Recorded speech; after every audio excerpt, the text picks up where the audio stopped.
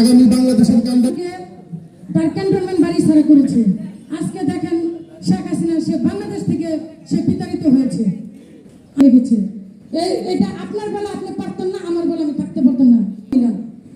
রাজনীতিবিদেরা আমাদের নেতাকে নির্মমভাবে গুলি করে হত্যা করেছে ওই শহীদ কালুরঘাটের সরকার হাউসে। কিন্তু শহীদ আপনারা সকলেই যারা ঢাকা থেকে এসছেন তাদের সকলকে পক্ষ থেকে সবাইকে ধন্যবাদ জানাচ্ছি। সংগ্রামে পালিয়ে বিদেশ যায়নি, আমরা মাঠে থেকে ময়দানে থেকে হাসিনা বিরুদ্ধে আন্দোলন সংগ্রাম করে আমরা রাজপথকে কাঁপিয়ে এই স্বৈরাচারী হাসিনাকে বাংলার মাটি থেকে বিতরণ করে আমরা আগামী দিনে আমাদের নেতা তারেক রহমান শুধু লন্ডন থেকে বাংলাদেশে স্বদেশ প্রত্যাবর্তন করবেন। আমাদের নেতাকে কোটি মেহনতি মানুষ নির্বাচন অনুষ্ঠিত হবে।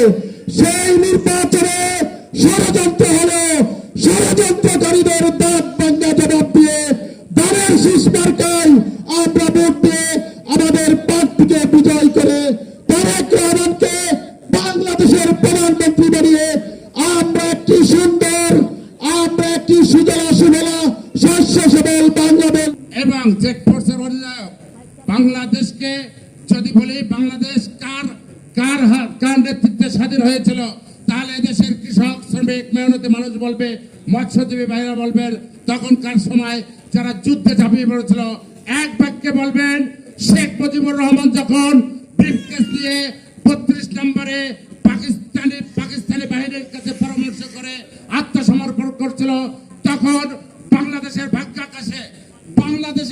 আকাশে দুর্যোগের ঘনঘটা হয়েছিল। বাংলাদেশের মানুষ কি করবে আপনারা জানেন। সেই 25শে মার্চ এদেশের বুদ্ধিজীবীদের উপরে, সাংবাদিকদের উপরে, মেহনতি মানুষদের উপরে যখন পাকিস্তানি হায়নারা আক্রমণ করেছিল, তখন এই জিয়া রহমান বীরত্বের সাথে কোন কমান্ড অফ চেইন ভঙ্গ করে পাকিস্তানি হায়নাদের যে দোসর, পাকিস্তানের যে কমান্ডার, তাকে কিন্তু অ্যারেস্ট করেছিল জিয়া রহমান। শুধু অ্যারেস্ট করে এখানটায় নাই, বাংলাদেশের মানুষকে উনি দিক নির্দেশনা দিয়েছিল। বাংলাদেশের মানুষের জন্য স্বাধীনতা যুদ্ধের ঘোষণায় জিয়া রহমানে দিয়েছিল।